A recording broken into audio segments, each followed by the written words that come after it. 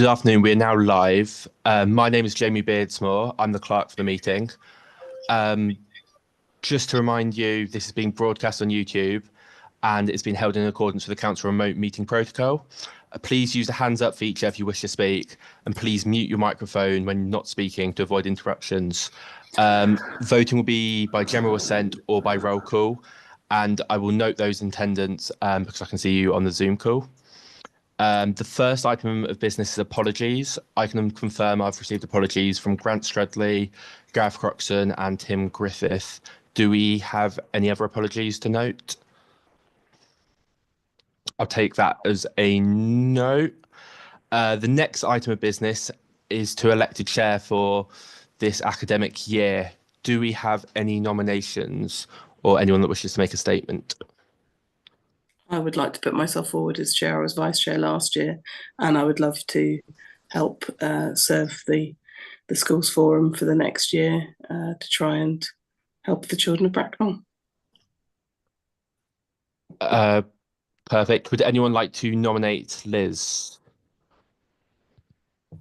Very happy to. I think Trudy got there first, so I think Trudy is nominated Liz. Would anyone like to second Liz? I think Caroline's got there too, so that is seconded. Do we have any other nominations for chair? Does anyone want to put anyone else forward? I will take that as a no. Therefore, Liz has been elected chair for the year. We also need to appoint a vice chair. Jenny Baker is not present, but has said that she would be willing to take on the role unless anyone else feels that they wish to take it on. Do we have any? Would anybody like to nominate Jenny or nominate someone else? Happy to nominate Jenny. Thanks, Keith. Do we have a seconder? Thanks, I'll Judy. second that. Thanks. That's seconded. Any other nominations? In that case, that means Jennifer Baker is the vice chair for this academic year. I will now pass over to Liz, who is now chair of the Schools Forum. Thank you. Thank you very much. And I did promise not to make a speech, so don't worry. But I think it's just important as we start the year, just to say we're all working, whether we're an academy or we're mainstream or we're officers in the council, to do the best for children. Some of the decisions we're going to have to make are going to be really difficult, really contentious. Let's try and make really big amounts of time in these meetings to have those discussions. And it's so nice to have such well-prepared papers. I'm always thankful for the people who put in a lot of time and effort to prepare them. But for anybody who reads through the papers, it's really helpful to know the details there. But there won't always be consensus between us. There won't be. But we will do what we can with the powers that have been given to us. So the first item I get to introduce, agenda item 4, declarations of interest. So has anybody got anything to declare? Yes, I have an interest in item 9, I think it is. Thank you very much. Is that the item about additional financial support? Yes. Thank you very much. So to use your discretion to declare anything evident later on in the meeting, you can always declare later. So a note from the Constitution is that the forum will determine whether the declared interest is significant in nature and the declarer's withdrawal from the meeting during consideration of that issue is necessary. So thank you very much for that. So happy to move on to agenda item 5. So that's minutes and matters arising from the 20th of June 2024 meeting. I was reading through for items that started on page 5, but the action I could see was the funding arrangements for pupils not attending school due to permanent exclusions and medical reasons. So Dwayne agreed to work with the heads around the medical tuition, and we were setting up a meeting for September. So Dwayne, did you want to jump in and just tell us anything you've got as an update on that section, please? Yes, I've just for colleagues to know, I have asked my PA to set that meeting up now for us to discuss in terms of, and it is just to the medical needs, Liz. In addition, I think it would be good to get the secondary heads together as well. I've met with to discuss that in more detail, so that's in hand. Thank you. All items resolved, unless anybody else spotted something that hadn't been picked up. No. Okay. So item 6, schools forum, constitution and membership. So Jamie, could you try and do technical wizardry and share the what the constitution and membership looks like, because the point of this paper from page 11 onwards is to look at how the dynamics of us trying to represent schools within Bracknell is developing. So it's nice to know that we've got a few minor changes. So one of the items we want to try and endorse is a minor change to the constitution that gives a fixed end date of the 31st of August. Most head teachers and members move on around there, so it's just trying to tie those elements up. And then because of the closure of College Hall and the PRU, the removal of the PRU representative from the membership structure, and therefore it reduces our membership of the team from 18 to 17. And I think we've are due to have a new union rep join us at some point. I don't know whether they're on the call already. They are very welcome if they are here.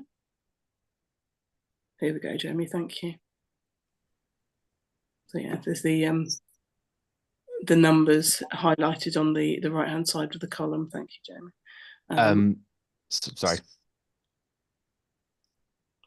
Sorry, I didn't mean to cut you off. Go on. That's okay. I'm easily put off, don't I?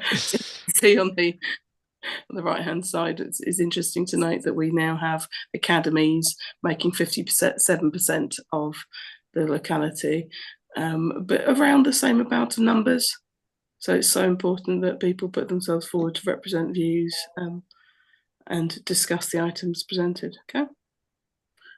Jamie, could you scroll down for us, please? It's actually scroll up. Sorry, that was at the bottom of the. There you go. So recommendation that the revised school constitution Annex 1 be endorsed. So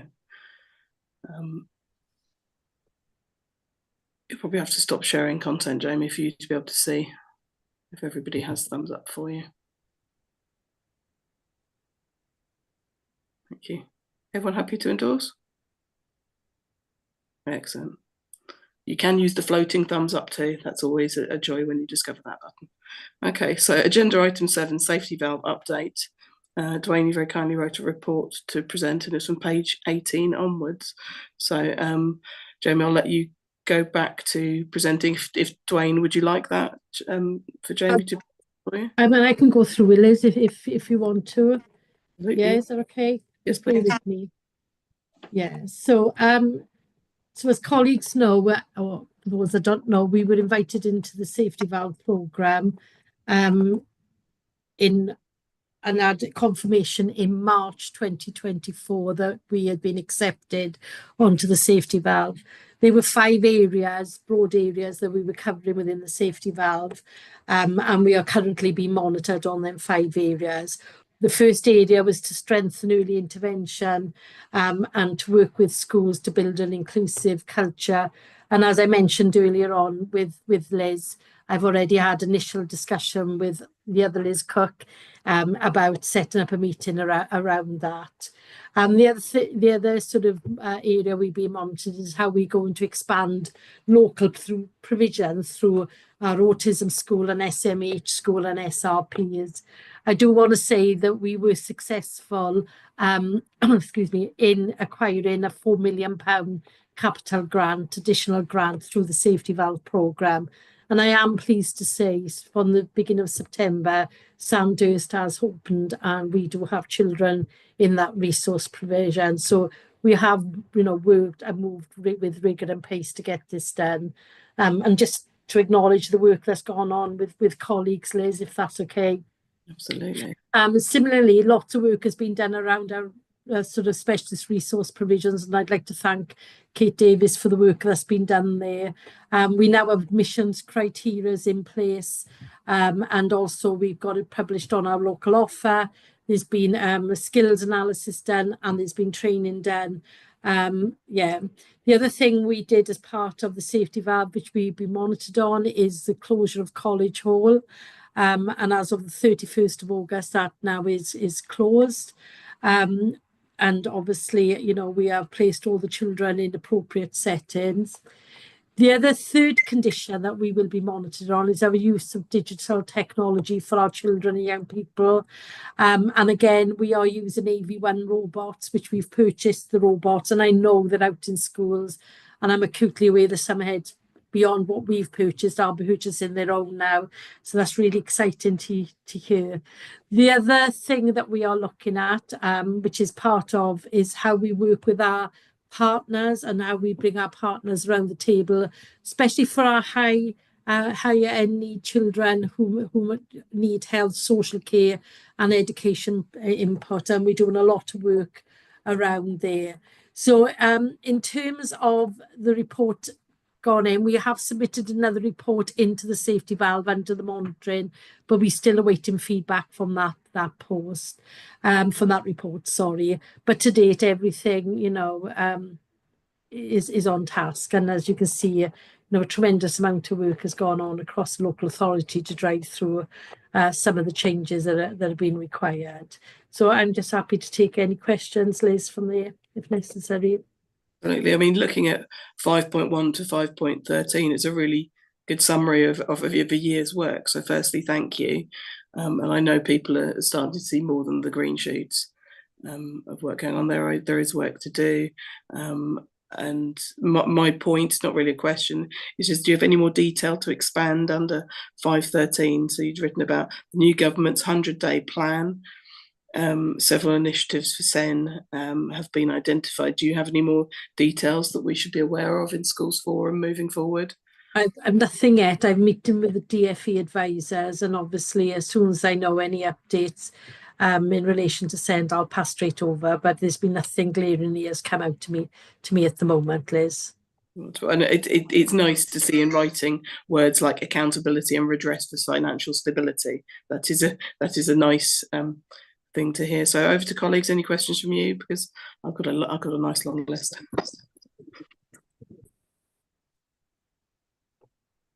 Trudy, to you first. Yeah, on 5.8, it says, I'm really pleased to hear that the SRPs have got some criteria now, because before we found it really difficult. When will that criteria be sort of expressed to SENCOs working with our schools? Because my SENCO is unaware of this still, because we've got a child that we're currently trying to manage within our inclusive culture, but they're struggling still. So it says about the training. When will that come to fruition? So in terms of the criteria for the resource provision, that sits within panel, Trudy, because it is the DMG, the decision-making group, that make the decision where the children are placed in the local authority. And that sits in all authorities. It sits with panel decision-making, and that is made up of a multidisciplinary team. So, you know, we have extraordinary panels in at certain parts of the year. So the process for any child entering into a resource provision is through that decision-making group and through that panel. So there's no set written criteria. I think that's what they've been looking for. I know that's what I've been looking for. So it's just through the SEN panels, not through a criteria of need. So what we've got is we have a criteria what the resource provisions offer, if that makes sense. Yeah, that makes sense.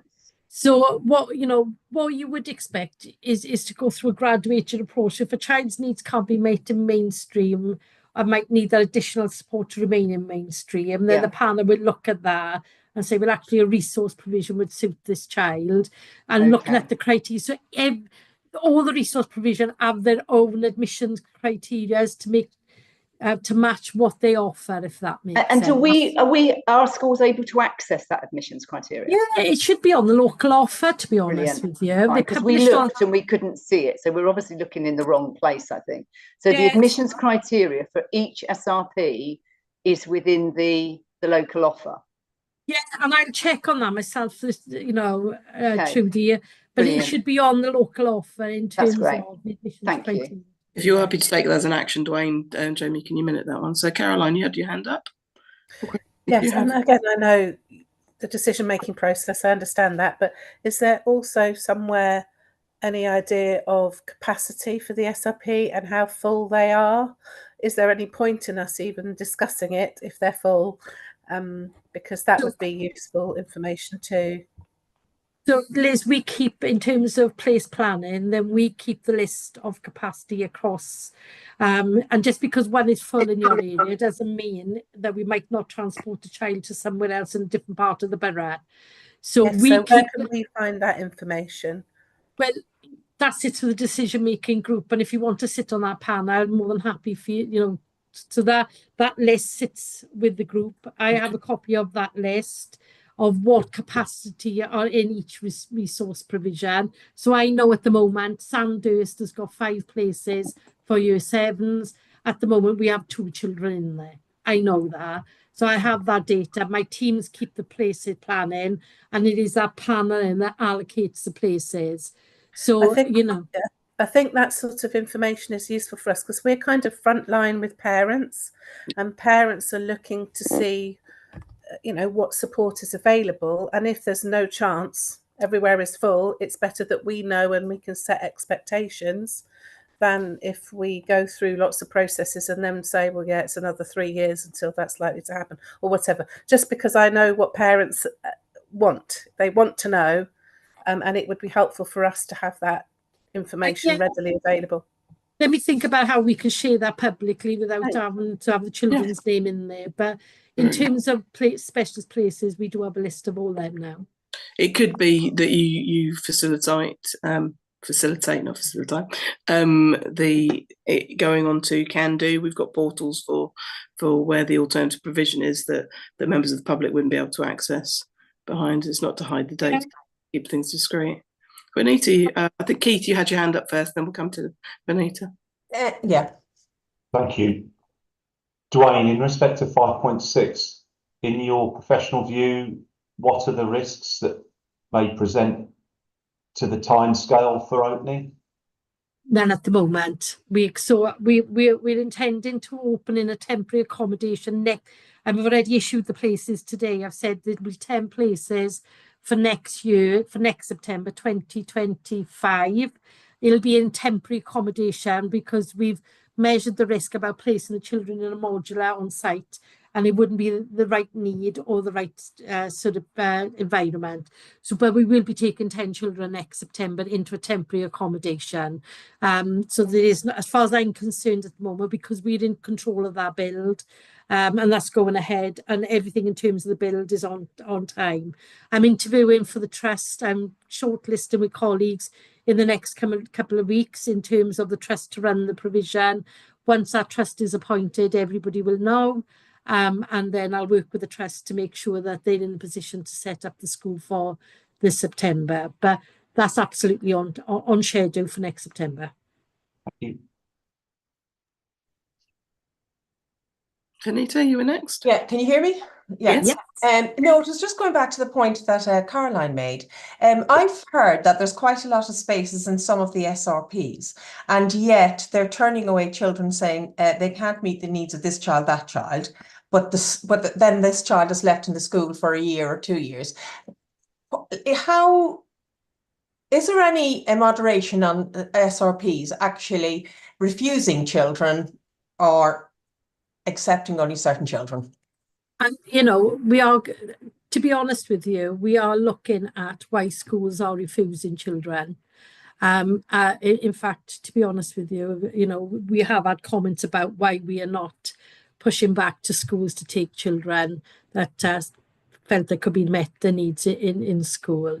So certainly we'll be looking at that, absolutely. And where necessary, if we feel it's appropriate, we'll be directing schools to take the children.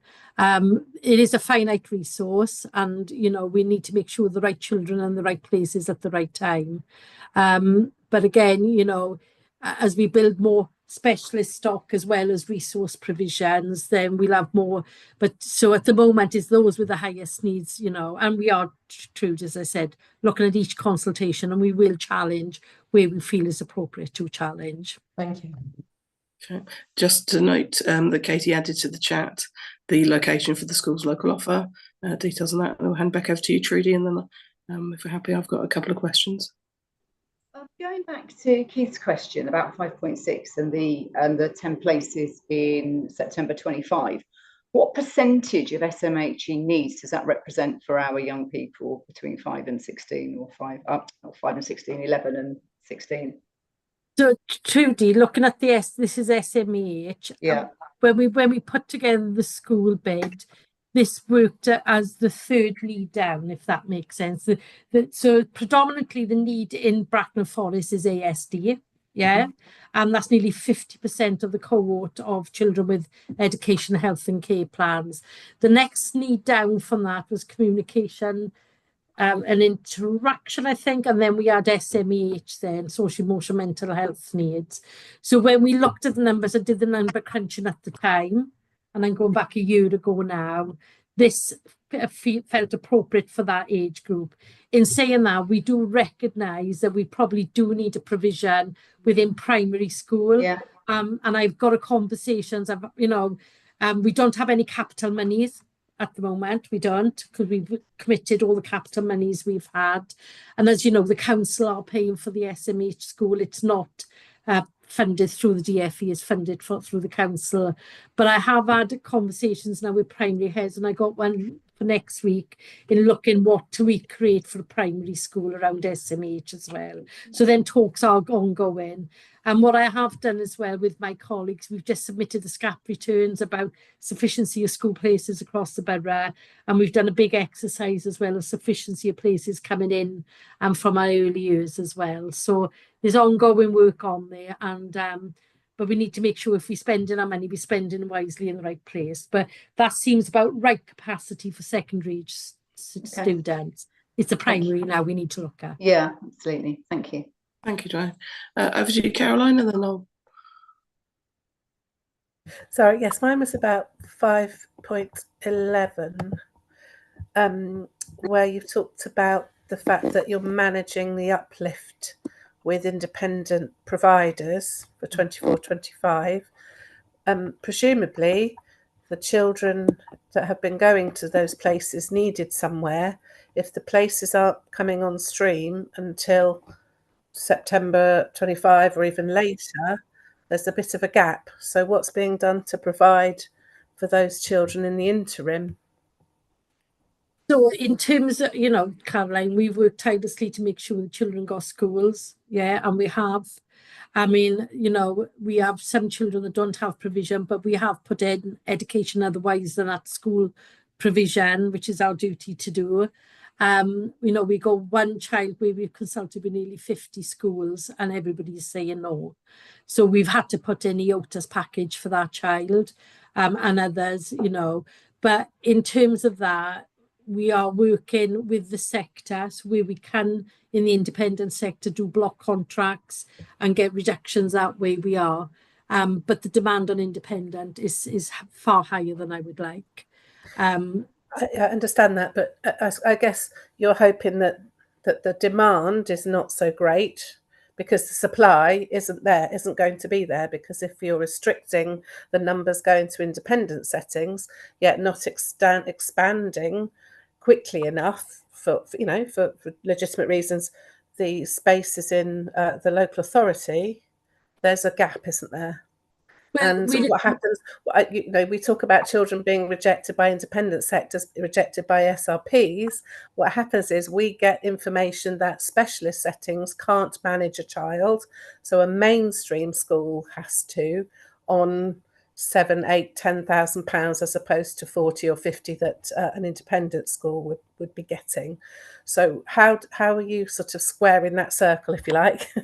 So we have, in terms of Caroline, and I will say, when you say on £10,000, actually, if I showed you some of the funding that's going into schools for some of the children with high needs, it's not £10,000. So I just want to put that out there now. There are some absolutely, I accept that. that are getting this some However, maintained it is schools. significantly cheaper than going to an independent set Well, school, isn't it? Can I just say there are some children in schools that maybe it would have been cheaper to put them in independent than to keep them in mainstream. And I just want to put that out there, because you might have a child on 10,000, but we do have some children on 60,000 in mainstream schools, and that is more expensive than it is, you know, and ultimately I firmly believe everybody should be taught in their local schools within their local community.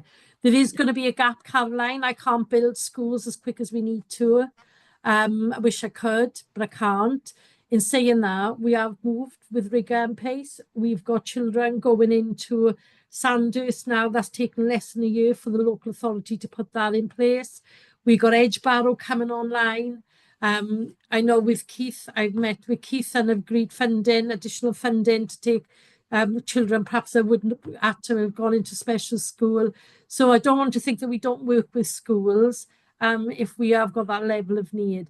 But we will also, and I will also be, you know, challenging schools where I think a child's needs can be met in there. And we don't want to be in a position where, you know, we direct in schools, but ultimately, you know, we need to work together to get over this hiatus we're in at the moment, by we building provision and getting the right children in the right places. So, you know, what I can say, by the time we have all this capacity in place, nearly 50% of the children with education, health and care plans will have a specialist provision. And, you know, we are quite a small borough. So we are bringing a lot of provision, nearly over 200 new places online in the next few years. So, no, I just can't build them quick enough, Caroline. And it is costing, and schools are getting additional funding for our most complex. I absolutely accept you can't build them that quickly. I think it's just we need to be clear that there will be some gaps until those places come on stream, won't there? It's inevitable. Yeah, absolutely.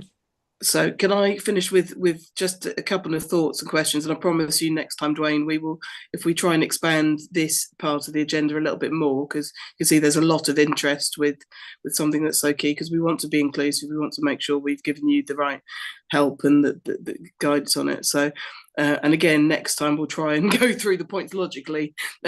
We've bounced around a bit for you.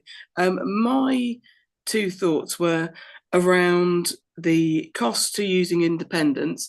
Is there any feasibility studies of the risks we've got if we are increasing to go into private sector when the 20% VAT rule comes in? Is that going to impact us at all? Because 20% more could be very... No. So I think if you read the guidance, what the guidance says is that they're not going to charge for children with plans, and we only place children with plans. The VAT for children with plans won't exist, so I can't see any risk at the moment. I am delighted to hear that.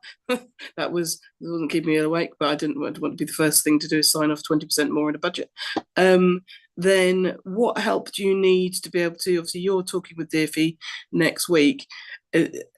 Caroline very kindly describe what we're all feeling, that we know there's a gap, you know there's a gap.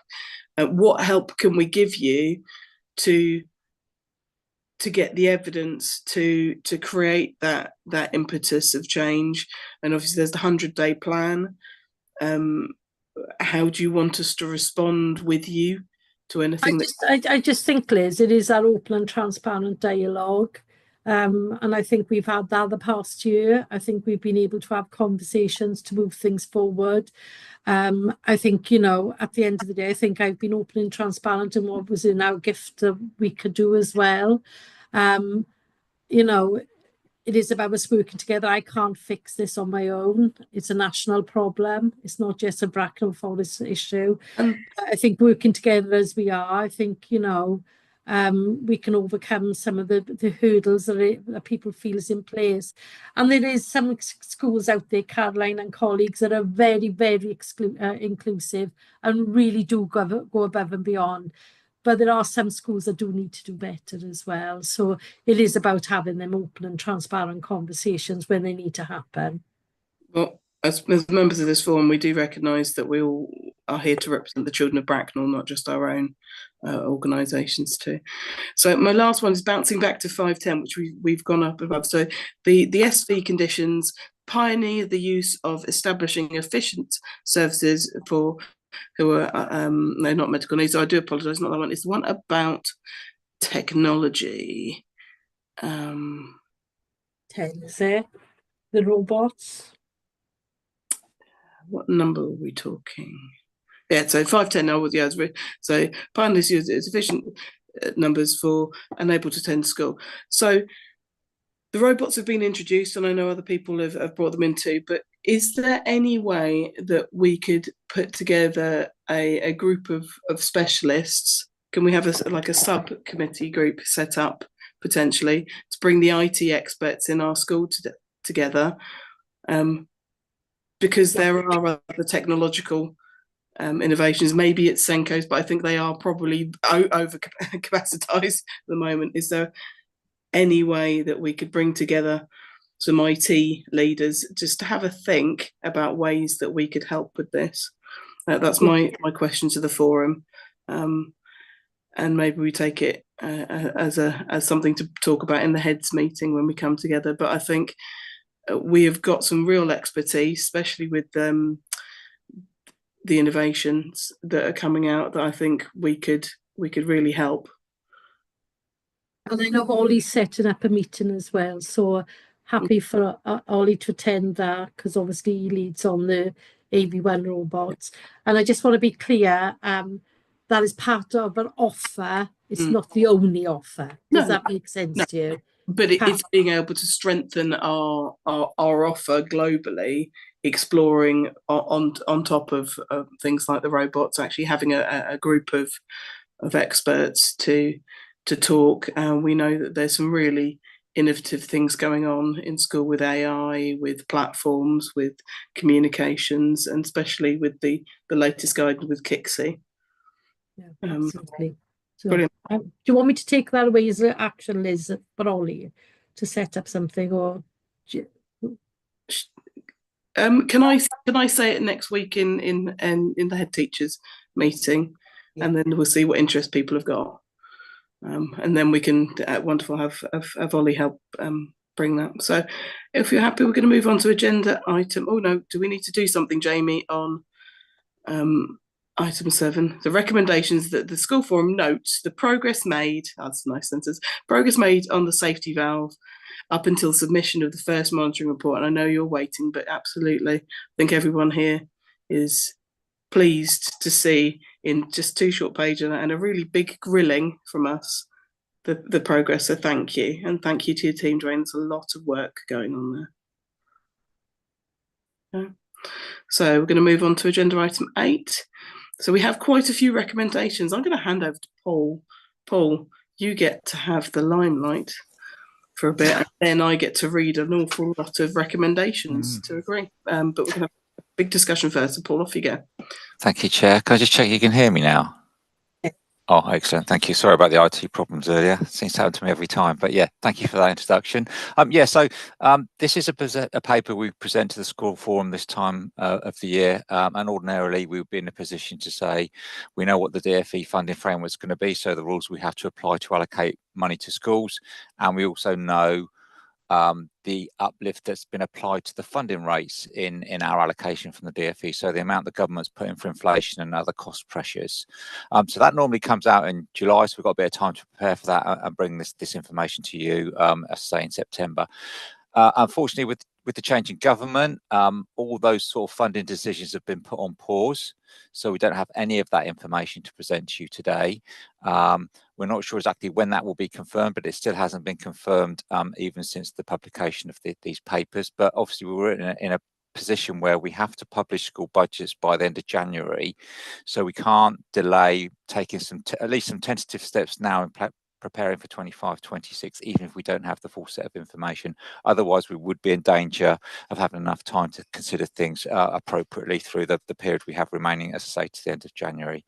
So what we're looking to do then is just present the normal sort of recommendations to you now in the absence of that information. But one of the things I would say, if this information comes out very late, particularly around the funding framework, we would expect there to be very little opportunities to change that significantly. So I think we're fairly safe on that side. Obviously, the key thing is how much extra money is coming into the system, and we don't know that at the moment. So there's a bit more information in the paper around that, but as picked up at the start, there's a couple of recommendations we're putting to the forum now that we would ask you to support at this point in time. So the first one is one we would normally asking you to agree that the general approach we take in setting the budget for next year is to replicate the national funding formula. So the way the money comes from central government to local authority is then replicated through to individual schools' budgets. So we follow that approach, and we've done that for the last few years, and also to continue to hold back some money in some of those central budget allocations that support schools, things like the growth fund, and also some of the things on the central school services budget. So we continue to support those sort of areas that are highlighted out in more detail in the report as well. So that's the first recommendation, just highlighting on that. And the second one is to just looking at in terms of the safety valve, with there no significant change in the performance of the key factors that are influencing the deficit that we're incurring at the moment in schools, that we do need to continue with the transfer of funds from schools to the high needs block. And that was something that was agreed at the start of this process for the period of the safety valve, and the council's made a commitment. So as soon as we get in a position that we don't need to ask for that transfer, then we would actually obviously withdraw it. But at this point in time, nothing's changed significantly. Obviously, we're only in the first 6 months of that program as well, so it's going to take a time for us to be more confident in how that's developing. So those are the two key recommendations we're asking the schools forum to consider tonight. And then the other thing the paper just covers off is that we would normally do a financial consultation with schools this time of year. It's the same sort of questions that we have to ask every year, because they are part of the local decision making process, and we need to get views and engagement from schools on those sorts of things. So despite not having all the information in the settlement, we're going forward with the normal sort of questions that we'd ask. So particularly on mainstream schools, are you happy to continue doing the de-delegation of services? And are you happy to continue to make a contribution to education related statutory duties that the council still needs to perform? And then also to all schools, we're asking, are you supportive of capping increases, maintaining per pupil funding between 24-25 and 25-26 at nothing below the 24-25 level? So no one would have a reduction in per pupil funding next year for into 25-26 compared to 24-25, but the primary funding protection mechanism that we'll be using in our formula is to ensure that everyone gets the minimum per pupil funding level of a cash amount that the government sets. So there's these two protection mechanisms. So apply one at the amount the DFE says, and then the change from 1 year to the next would be capped at the current per pupil funding rate. So that's basically what the consultation is proposing. And as I said at the start, the aim is to get budgets out to schools by the end of January. We need to do that, and that's the normal approach we would do. So we need to sort of kick off some of these things now, just to make sure we're in a position to have the views of schools, so we can come back to the forum to take some of those decisions. And then hopefully come November, we will be in a position to report on changes to the level of funding as well. That's all I'd like to present on this paper, if that's okay. Thank you. Thank you, Paul. So let's have a discussion around the first part, which is around the principle of no change to the current budget strategy, because we're still within that first 100 days. Comments from colleagues? It seems to make sense, doesn't it, that we don't know what's coming. As you said, the timescales are such that any major changes aren't likely to happen. It absolutely makes common sense to me. There's nods and ascension from people. So okay, so recommendation to agree that, subject to consideration of schools' response to the annual financial consultation and general affordability, the approach to setting for 25-26 to remain broadly the same for 24-25, and in particular those items 1A, B, C, D, and E underneath. Jamie, do I have to read them all out in entirety? No, as long as everyone's read them and understands them, you don't need to read out the full entirety. No. Speak now or forever hold your peace. Okay, let's go to the second part. So this is something that links to Dwayne's presentation before. So in respect to the safety valve programme, the equivalent of 1% of schools block remains needed to help finance the high needs block deficit, and as planned, block transfer continues as follows. So let's have a discussion around that side. We've entered into it, we're 6 months in, we were one of the last people into there. We've had many discussions around here. again, given the changes, we don't know what's going to happen. There may well be some movement on the SEN budget from the national standpoint, but who knows? It would be lovely to think there might be, but I know the agreement was that if the safety valve was no longer necessary, then the monies would be clawed back to schools. So again, I've got to look. That is still in the papers. That's on page. Yeah, I read it. Yeah, really helpful. Katie, you had your hand up. Yeah, and just to follow on from that, obviously, if that's what happens and the send money is forthcoming, then that would be good news. But just to reiterate what you already said, Liz, that we already committed to do this for 5 years, and that commitment has been made, and so we continue to honour that commitment. So, so in the respect, and if any dissenters, continues as follows. Okay, and then to comment on the proposed outline content of the autumn term financial consultation with schools. So, Paul, can you just expand a little bit on that one? Yeah, it's just to see if there's anything else you think we should be asking, or what we're asking isn't appropriate anymore. So it's the usual question. So it's the are you content to continue with dedelegation for maintained schools? Are you content for maintained schools to continue to make a contribution to the education statutory related duties? And are you all schools, academies and maintained schools content to support a cash level settlement of per pupil fund of between 24-25 to 25-26, and that we use the main fund and protection measure of ensuring that every school gets the minimum cash per pupil funding that the government set in their financial settlement. And those are the 3 questions that we legally have to ask, or we've chosen to ask those questions to help the process? No, it's something that, well, we have to ask if we want to do delegation, and we have to ask if we want to obtain a financial contribution from maintained schools for the statutory duties. The minimum funding guarantee is something that can be done at a school form level, but we seek to get those views from all schools. And because we've now got 57% of academies, there's smaller amounts of local authorities, they would have more. Yeah, absolutely, Katie noted that you need to leave R5. That we you ask for questions that represent both parts, because obviously there's a balance. Yeah, most of it's focused on maintained schools, getting the view of those, but there is also the issue about the funding protection on the minimum per pupil minimum funding guarantee. So just a question I know that's been floating around various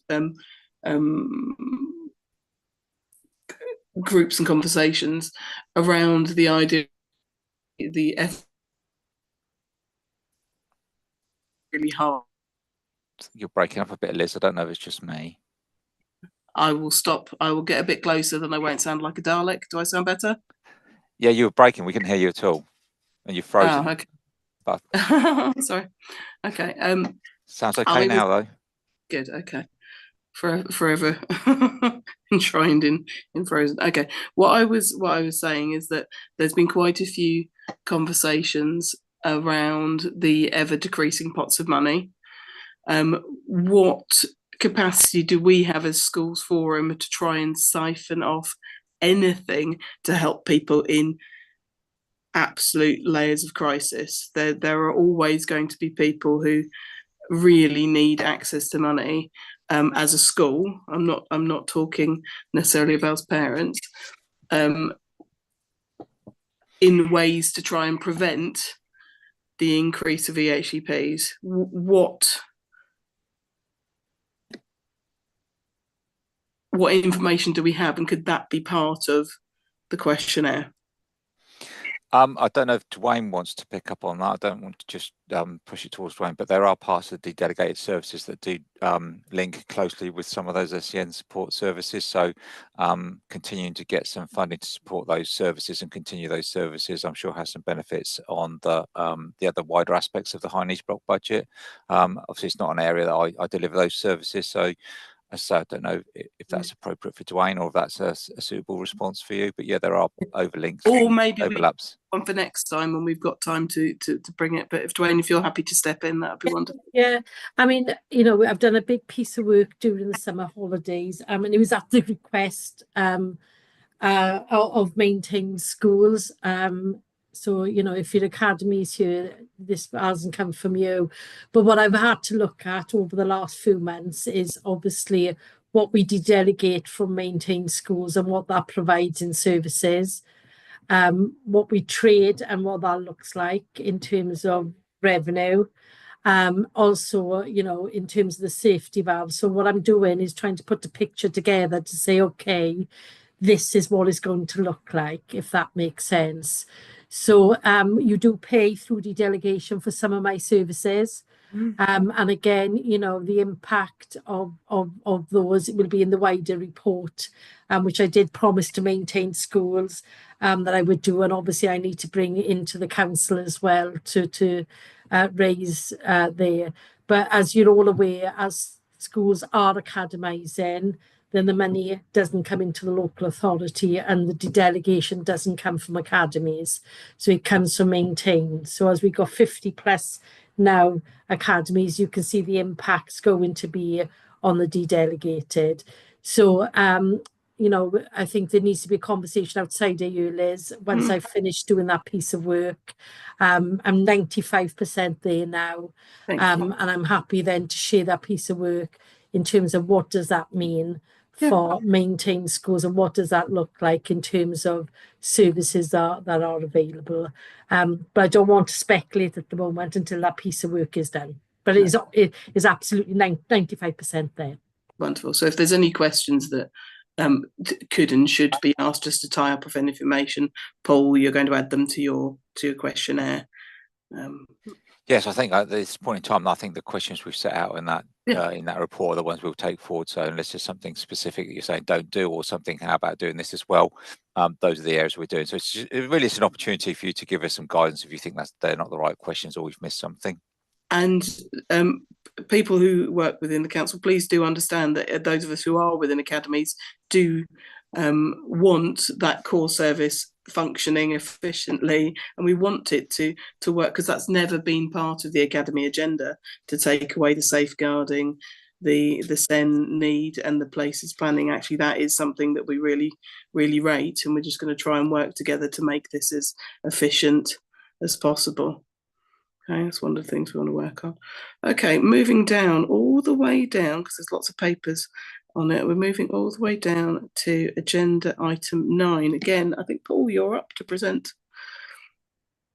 Yes, thank you very much, Chair. Again, yeah. So this is another annual paper, and it's one that we present an update on those maintained schools only that may have some financial challenges in setting their budgets, and some progress we've made towards getting to solutions of those, either short-term, medium-term, long-term.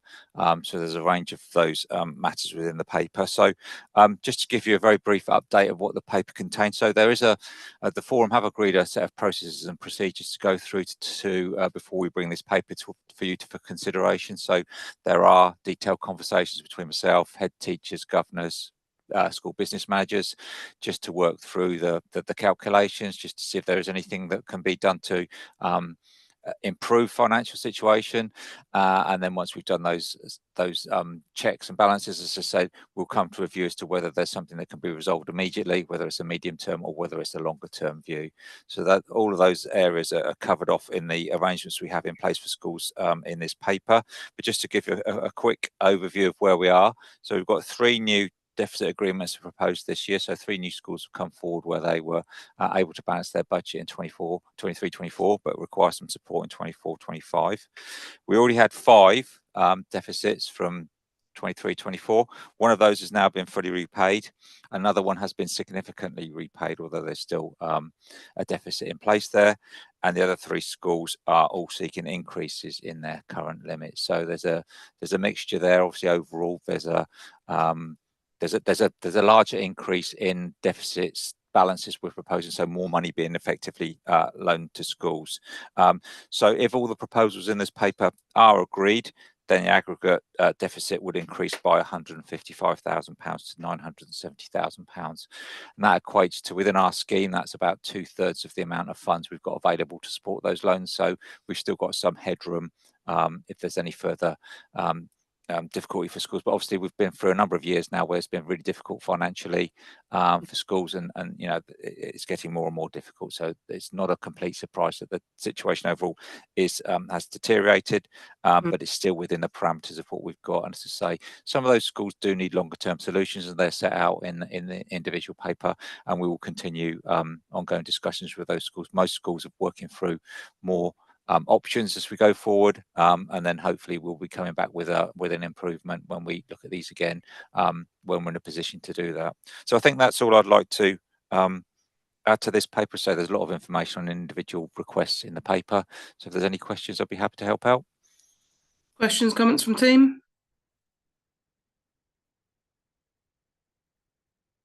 Okay, my comment before I read the recommendation is just thank you to all the finance teams who helped get the information to Paul on this, all the governors that will have worked with their teams to make some really tough decisions, even staying within overspends. You know that that's going to have an impact on children's lives, so everybody understands that. I just want to say thank you to you for doing that. But big congratulations to the schools who have closed in any way, even if there might be an overspend, but especially to the Pines Primary School that have managed to fully repaid. I think everyone wants to recognise that, and I think it's a good point to do. So recommendations that, subject to the school governors confirming the relevant financing schedule and compliance with the associated terms and conditions of deficit, the scheme for the school forum should be agreed for these following deficit limits for 25. Again, I won't read schools and numbers, and that's I to VAI. I don't know my Roman numbers. Everyone agreed? Thank you very much. And as I scroll down the paper, I think we've now come to the end of the meeting. It's always a nice feeling. Thank you very much for working together. Nobody skip off yet. So we've got a few actions. Jamie, have you minuted down anything that you think we're going to be doing as actions? I know I've put myself forward for things. So my internet is cutting in and out, so it's sorry, I didn't catch that. It's probably me. Have you had a chance to note all the actions? Yeah, I've got everything noted. They'll be within the minutes. Wonderful, thank you very much. And do we have the next agreed date as the 14th of November at 4:30? And it's still a Thursday? Yes, that is correct. Wonderful. Can I ask for one final action? Could we have a list of agreed dates for Thursdays for the rest of the year? I think most people would agree that. And if you want to be really efficient, push them forward for the next year, and then every year we can just update a year and a bit in advance. Yeah, I was going to say no. I'll send them through to everyone. Wonderful. You can, if you go on if you Google Schools Forum Bracknell Forest, though, the dates will be publicly available for everyone if you want to check. But I will email them through to everyone as well. That's a bit embarrassing as chair that I have only been there a couple of times. Thank you very much, team. Thank you for working for the benefit of all children. And we will see you next time. Thank you. Thank Good you. night. Bye. Bye.